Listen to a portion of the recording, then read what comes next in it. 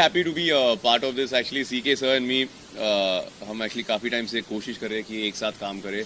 एक दो और प्रोजेक्ट्स भी है. He has me in mind. और हमारा संबंध बहुत पुराना है because obviously जैसे कि आप सब जानते हो, he has worked with my mother. So for me, it's almost like my life has come a full circle.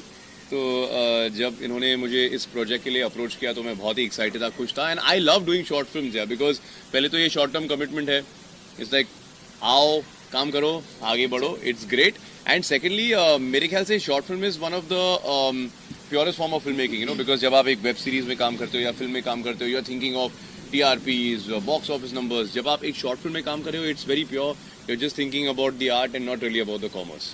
Sejal, आपसे मैं चाहूँगा कि ये जो प्रोजेक्ट है काफ़ी नॉन ग्लैमरस आपका रोल लग रहा है इसमें. आपने काफ़ी ग्लैमरस रोल किया है पास में. कितना कंफर्टेबल महसूस करें, कितना अच्छा लग रहा है आपको being part of the project as such? It is actually very comfortable, I'm feeling, and yeah, of course I have done very glamour character in the past, but ये character थोड़ा सा old ख्याल वाला and old ज़माने का वैसा कुछ character है. और I'm wearing Indian, you can see that, so I'm feeling very nice and happy to be a part of this project. Tanuj, OTT पे भी आपने काफ़ी अच्छा काम किया है. मतलब क्या करेंगे, ये जो प्लेटफॉर्म है OTT प्लेटफॉर्म है, शॉर्ट फिल्म आज के दौर में बहुत ज़्यादा पावरफुल हो गया है. तो कमेंट ऑन द प्लेटफॉर्म है. आई फील ये जिस तरीके से हम अपना एंटरटेनमेंट कंज्यूम करते हैं पिछले 4-5 सालों में, it has been rapidly changing. And of course pandemic की वजह से it got accelerated even further, because almost 1.5 या 2 साल तक we were not able to go to the theatre. अभी सिनेमाज तो रिसेंटली खुले हैं, right. And I just feel कि कहीं ऐसे सब्जेक्ट्स है या ऐसी माउंटिंग है एक प्रोजेक्ट की जो एक बिग स्क्रीन एक्सपीरियंस के लिए बना गया है. And there certain projects which are great कि आप आराम से घर पे बैठो, चिल मारो and watch it in the comfort of your home, you know. So I think बहुत इम्पॉर्टेंट है फिल्म मेकर्स के लिए, प्रोड्यूसर्स के लिए एंड ऑफकोर्स एक्टर्स के लिए. उन्हें ये पहचाना बहुत ज़रूरी है कि ये what project deserves what medium, you know. ऐसा नहीं कि you know film is better और OTT is better, but it's different strokes for different folks. जैसे आपसे मैं चाहूँगा कि as a part of the OTT project, मतलब फीमेल एक्ट्रेस की खास बात करूँ, वुमेन ओरिएंटेड जो सब्जेक्ट होते हैं, आप क्या फील करते हैं कि एक फीमेल आर्टिस्ट खुद के बेसिस पे वो प्रोजेक्ट को चला सकती हैं, मतलब अगर you are being part of any project as such? I think yes, of course, why not, because अभी OTT काफ़ी सारे प्रोजेक्ट हैं जो फीमेल ओरिएंटेड हैं. फीमेल भी प्रोजेक्ट को चला सकती है. And I'm feeling very lucky because this is my first OTT platform, like project, this short film, and I hope this is gonna be great. It will. And the project will go to Cannes. I mean, Cannes बहुत बड़ा platform है. Sir के बारे में क्या कहना चाहेंगे जो Cannes में ले जा रहे हैं, और यू नो वहाँ से जो अपलॉज मिलता है, जो आपको मीडिया टेंशन मिलता है, वो काफ़ी बड़ा होता है. उसके बारे में क्या कहेंगे?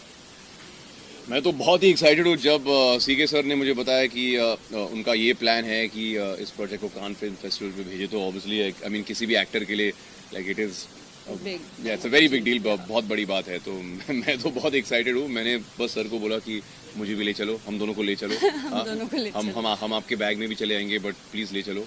और ये आई थिंक ये CK सर का ड्रीम प्रोजेक्ट था. हाँ, मुझे जितना मुझे पता है. I am happy that you know Tanuj ने तो लास्ट मोमेंट पे I just spoke to him and he somehow managed his dates and we started shooting this.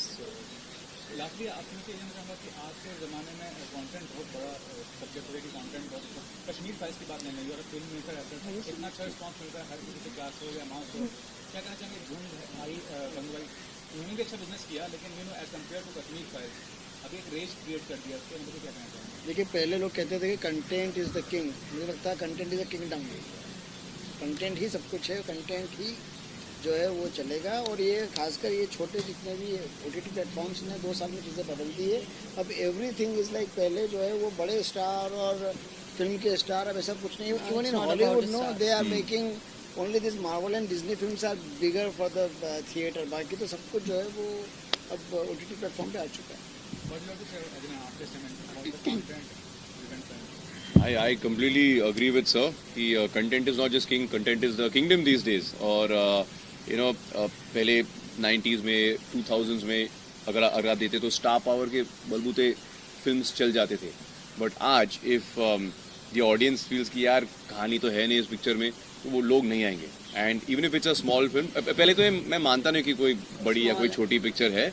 I mean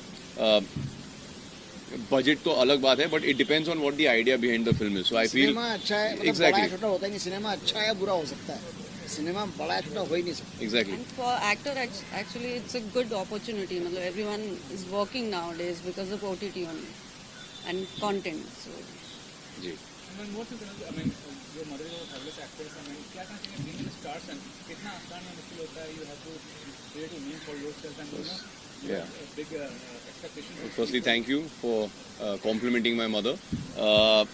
I feel कि I mean पहले तो I don't like this whole tag of star son and all. In fact कई सालों तक लोग शायद मुझे पहचानते भी नहीं थे, because obviously my mother's maiden surname is Agnihotri, मेरा surname वीरवानी है, जो डैड का surname है.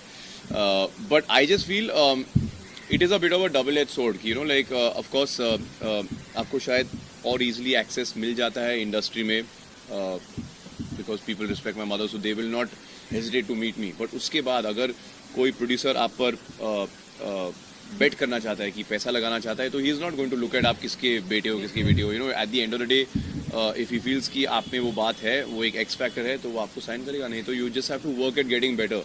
आई have not had the best of starts in the industry, then धीरे धीरे करके I think I found myself again on the OTT space. I forgot everything I learned initially, and I said, okay, junior KG से फिर से start करेंगे, and then slowly and surely, you know, you head in the direction that you want to.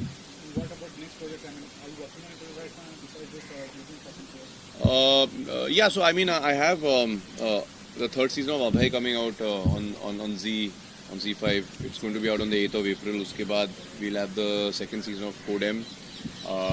Then I'm doing this one show with KK Menon, which I'm really excited. It's called Murshid. Got a film with Vijay Raz called Johnny Jumper. I'm currently working on a Dharma film, and yeah, we got a couple of other things. So yeah, let's see how it goes. Second, what about you? Are you working on project? yeah, I'm working for Z5, and again his web series called Fashion Street, and maybe many more. Yeah. Thank you. Thank you, guys. देखिए, मेरी short film जो है वो एक किस्म की जो है, इसको शॉर्ट फिल्म जो है अपने आप में शॉर्ट फिल्म है, लेकिन ये शॉर्ट फिल्म होने के बावजूद इसमें हमने काफ़ी कुछ कन्वे करने की कोशिश की, और ये एक ट्रिब्यूट है. ये जो है साहिर साहब का, मैं बचपन से, जब से मुझे जो है वो सिनेमा को समझने लगा, और बचपन में जब हमने फिल्में देखी और गाने सुने और सब चीज़ें जो है वो ज़िंदगी में जब आई सिनेमा को लेके, तो सबसे ज़्यादा जिस चीज़ों ने मुझे प्रभावित किया वो संगीत था. और तो वो जो शब्द हैं जिससे आदमी रिलेट करता है, और मेरा ऐसा मानना है कि हिंदुस्तान में साहिर साहब से बड़ा फिल्मी शायर कोई नहीं हुआ, तो उनको मैं अपनी तरफ से एक ट्रिब्यूट देना चाहता था. और उनकी और अमृता प्रीतम जी की एक लव स्टोरी जो कि बड़ी अपने आप में एक बड़ी यूनिक सी है, उसको मैंने देखा, पढ़ा, कई चीज़ें उसकी जब रिसर्च की, तो मुझे ऐसा लगा कि इस पर कुछ करना चाहिए. लेकिन कई कॉपीराइट के और 50 चीज़ों के एक्ट जो है बीच में आ रहे थे, तो मैंने एक ऐसी कहानी का ताना बुना जिसमें कहीं भी लड़का और लड़की जो है वो न तो कोई साहिर साहब प्ले कर रहा है, न कोई अमृता जी प्ले कर रहा है, लेकिन उसके बावजूद जो है वो कहानी उनसे रिलेटेड है, उनकी चीज़ों से, उनके गानों से, उनकी बीच की जो उनके आपस की एक रिलेशनशिप थी उससे इंस्पायर्ड है. लेकिन हमने कोशिश की है कि उसको इस तरीके से कहा जाए कि वो बिल्कुल अलग है, यूनिक है, और कुछ ऐसा है जो शायद पर्दे पे पहली बार आए. ये भी नहीं होता कि कांस में बेटी का है आपको ये क्या कहते हैं कि वो कितना बड़ा अचीवमेंट मानते हैं, क्योंकि कांस से प्लेटफॉर्म पर बेटी को बड़ी बात होती है कि देखिए, मैंने इसके पहले फिल्म की थी 6X, जो मैं कांस फेस्टिवल में मैंने कॉम्पिटिशन कैटेगरी भी डाला था, बाद में उसको शोकेस भी किया था.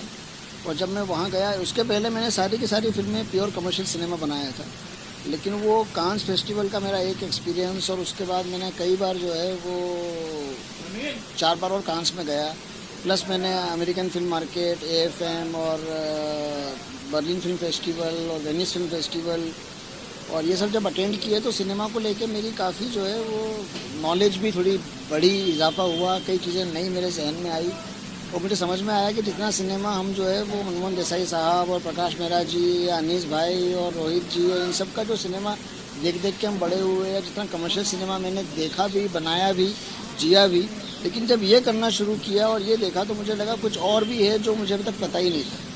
तो उसी को एक्सप्लोर करने के लिए ये एक अगली कड़ी है, और कांस फेस्टिवल का अपना एक वो मैं मानता हूँ कि हमारी फिल्म इंडस्ट्री का वो सबसे बड़ा जो है, हम उसको मक्का मदीना भी कह सकते हैं, या हमारे जैसे चारों धाम की यात्राएं हैं, तो वो जो सबसे बड़ी जो सिनेमा के लिए सबसे बड़ी जो धार्मिक स्थल है, यात्रा है, वो कांस है। तो वहाँ पे जाने का मौका मिले, इससे बड़ा और क्या हो सकता है। सर आपने क्या कहना चाहिए प्रोजेक्ट के बारे में, किससे जुड़े हुए हैं और सर के बारे में और स्टार कास्ट और ये प्रोजेक्ट कितना अलग मानते हैं, कितना यूनिक मानते हैं? यार मैं ना सिंप्लिसिटी में बिलीव करने वाला आदमी हूँ, तो मुझे इस स्क्रिप्ट में मैं तब तक किसी स्क्रिप्ट के लिए हाँ नहीं कहता जब तक वो मेरे दिल को नहीं छूती है। तो ये स्क्रिप्ट जब मुझे सर ने ऑफ़र की, तो इसकी सिंपलिस्टिक जो नेचर है फिल्म का, जिसमें बहुत बड़ी घटना हो रही है, लेकिन वो ऐसी नहीं है कि बहुत ड्रामेटिक और बहुत बड़ा उसके आगे पीछे तामझाम है। It's very simple. तो वो मेरे दिल को वो बात छू गई, और 3 लोगों के बीच की कहानी है, और तो उसी वजह से मैं ये फिल्म से जुड़ गया। और जिस तरह से शूट हो रही है वो भी बहुत सिंपलिस्टिकली शूट हो रही है, बहुत सहज तरीका है सर का काम करने का। ऐसा कोई प्रेशर नहीं होता एक्टर के ऊपर कि उसे बहुत ज़्यादा सोचना पड़े या कंफ्यूज हो। तो वो एक स्टाइल ऑफ वर्किंग मुझे पर्सनली बहुत अच्छा लगता है, जहाँ एक्टर जब तक उसको फ्रीडम होगी तो वो अपनी तरफ से काफ़ी चीज़ें ला सकता है, अपनी तरफ से काफ़ी चीज़ें एक्सप्लोर कर सकता है, which chance I am getting here. तो वो मुझे बड़ा अच्छा लग रहा है। रात की बात करें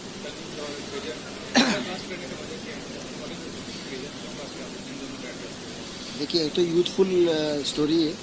हम बात जो है वो साहिर साहब और अमृता प्रीतम जी की और 70s की और 80s की और 60s की कर रहे हैं। ये कहानी आज के परिप्रेक्ष्य में है, आज के लड़का, आज का लड़की, और साथ में जो है वो हेमंत जी जो है वो रजा साहब जो है वो भी मतलब हमने कहीं किसी चीज़ में कोई ये नहीं कोशिश की है कि कोई बहुत ज़्यादा जो है वो एजेड लगे, हैवी लगे। बातें बहुत हल्के तरीके से कहने की कोशिश की है। आज की यूथ ओरिएंटेड स्टार कास्ट चाहिए थी, और वो हैं। हेमंत जी भी इन दिनों जो है, और ये आजकल OTT फ्रेंडली ज़माना है। एक टाइम था 2 साल पहले, कोविड के पहले, कि सिनेमा सब कुछ जो है वो पर्दे वाला होता था, बट ये काफ़ी चीज़ें चेंज हुई है। और आजकल ऑडियंस जितना OTT फ्रेंडली हो गई है, जितने वो हमारे आज के एक्टर हैं जो OTT पे दिख रहे हैं, उनसे ज़्यादा रिलेट करती है। तो मुझे लगा कि इनके साथ अगर ये बनाया जाएगा तो लोग ज़्यादा इसको रिलेट करेंगे। वैसे भी ये जो है वो कोई सिनेमा हॉल के लिए फिल्म नहीं है, ये उसी प्लेटफॉर्म के लिए है जहाँ के ये सब लोग हमारे एक्टर लोग।